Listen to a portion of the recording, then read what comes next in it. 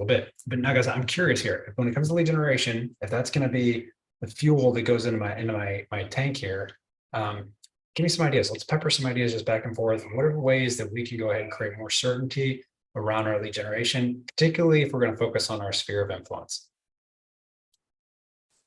I said time block, real jumping right into it, just time blocking it, and then picking what we're doing, who we're calling. And then that's where I go to the core, the past clients, allied resources, and then the communities that we're already in. And then the cold communities that we haven't been a part of for years, that there's still a reference point there. Geographic farm at that point, but after that segment, but time blocking it first and foremost, knowing when it's a non-negotiable block, and I have that hour, 2 hours, 3 hours, 4 hours, whatever it is to do that, or have a part one and then have a part two if you have a separate time that you're calling in the afternoon. But we, to coaches' help, we look at winning the day by noon. So winning the day by noon entails hitting the follow-up, hitting the lead gen, and then getting that appointment scheduled for the same day or the next day or later in the week. But we start stacking the appointments at that point. Stuff still gets done, believe it or not. We still get escrows open, like we opened one today and all that fun stuff. And we're working on closing 2 of them. So there's a lot of moving parts throughout the day, but honoring the lead gen and lead follow-up is the fuel that truly makes everything work. I don't feel stressed about the deals. If someone's threatening with canceling, it's like, hey, be my guest. We got 5 more, So, you want to cancel, then great. We get to represent our own buyer on this listing. So by all means, go ahead and cancel the deal. We'll just bring our own buyer and we'll dual agency it.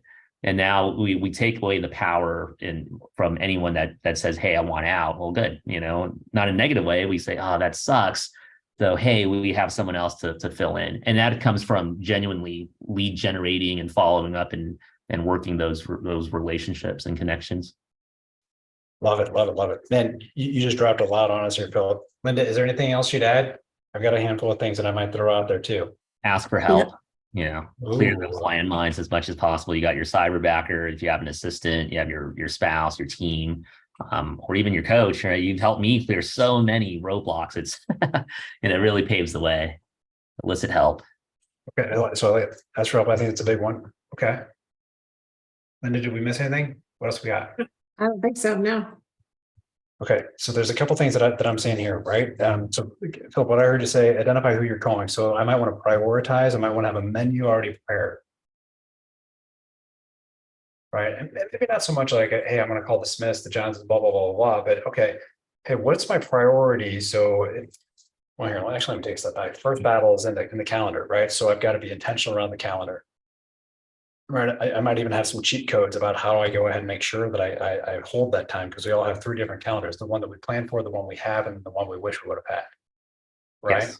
Yes.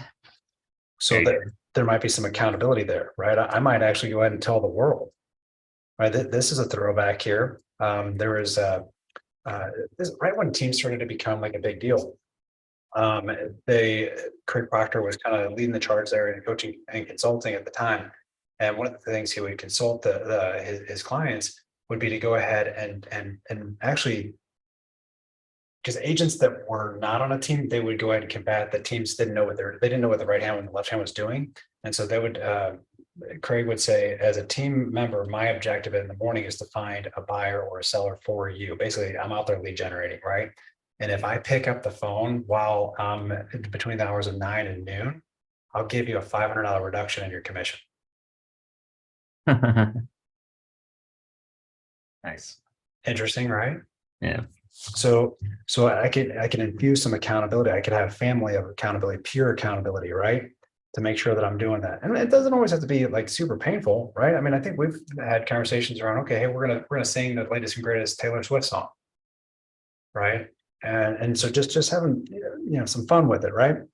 Whatever it's going to take to make sure that we make that happen. Identifying who we're going to call, the menu, right? So from the top down, who are the folks that are going to help me go ahead and get into it? What are the conversations I need to have? And asking the power question first of who do I need to have a conversation with that's going to help me attract a listing, get a price improvement, write a contract, or add to my pipeline. I got to tell you guys, that's one right there that's one of those super, super, super small things that it's so easy to do. It's just as easy not to do. And I see folks not engage that conversation until the afternoon, if at all. You helped me with that, coach. I pulled this from 7 levels of communication. They call it a first and 10. So I did miss that piece because on my calendar, one of my first greens is first and 10. And I used to just say, hey, most important people to call. You brought definition to that by saying, where can we get a price reduction? Where can we like get something under contract? Who can we get it? And so even if the rest of the day kind of messes up, like, oh Lord, there's an emergency and only you can do it. It's, hey, I got those first 5, 6, 7 calls. We got the price reduction. We got the appointment set. Okay, I can make up the rest of it by moving the time blocks to once we clear whatever emergency, quote unquote, it was, or whatever got in the way. We're not totally off, but if we are, hey, that first and 10 covered a big chunk of a domino that makes everything else easier or unnecessary from the standpoint of the one thing. I agree with you 100%. And one of the easiest ways to go ahead and identify that, because now I'm thinking to myself, all right, I've got to know who those people are proactively, right? And one of the easiest ways to do that is to be in my pipeline on a regular basis, right? See it as a moving, living, breathing organism, right?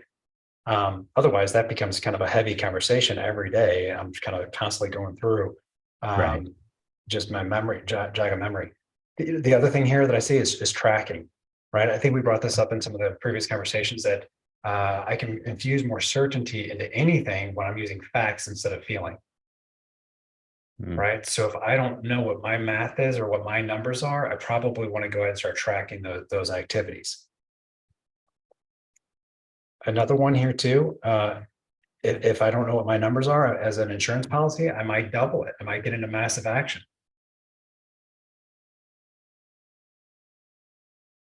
Scripts and role play. So to me, I think scripts and role play really is about having powerful questions. And really, if we have some call bias or call reluctance, I'd start asking the question, what's the value that I'm missing that would cause me to be comfortable having the conversation?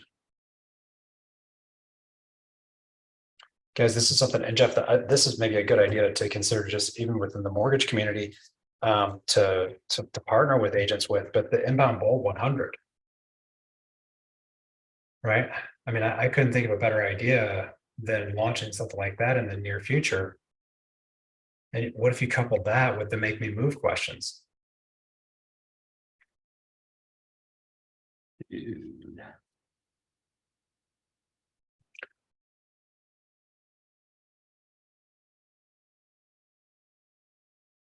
So for Jeff, and when I didn't introduce Jeff's one of the top mortgage advisors in the St. Louis area.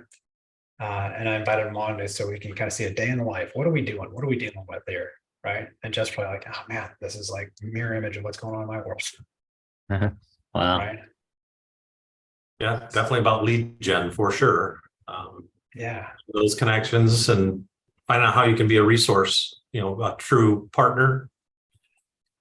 Every deal is so precious. You want to make sure there isn't fallout. So whatever we can do to communicate and position the borrowers, be prepared. That's what it's all about. So I appreciate the invite.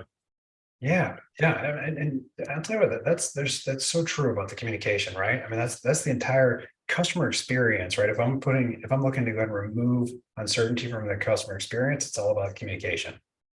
Communication equals confidence, right? And kind of fill us in, guys. So, what is an inbound bold 100? How would you guys describe it? Mofer that gives an opportunity for the public or for clients to reach out to you versus us reaching out to them. 100 people calling us versus us making contacts with 100 people. So, like, give me a practical example. Why would somebody call you? Why would 100 people call you? We have a contest for a book, the MREA, first 100 agents to reach out, gets a copy signed by Gary Keller. Bam, 100 people reach out or whatever it is. Yeah. I kind of had some fun with Taylor Swift, but I mean, like, what if you had Taylor Swift tickets? Do you think you'd have 100 people call you? Yes or yes? Yeah, good point. That's a good one. Right. He's their own economy on tour. Yeah, I've got 3 girls, one that's 13, and she is ornery. She missed the concert that was within a 400-mile radius of where we're at. Right. So, all right, so we've got a handful of ideas here. One other one here that I think is a really, really big deal. Different energy gets different results.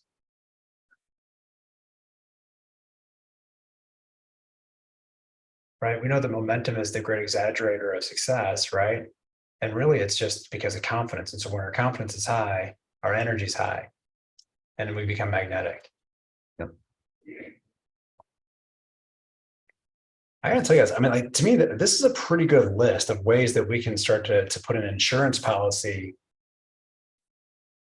right, around the level of certainty in our business, just from the lead generation side. It's just one area, right?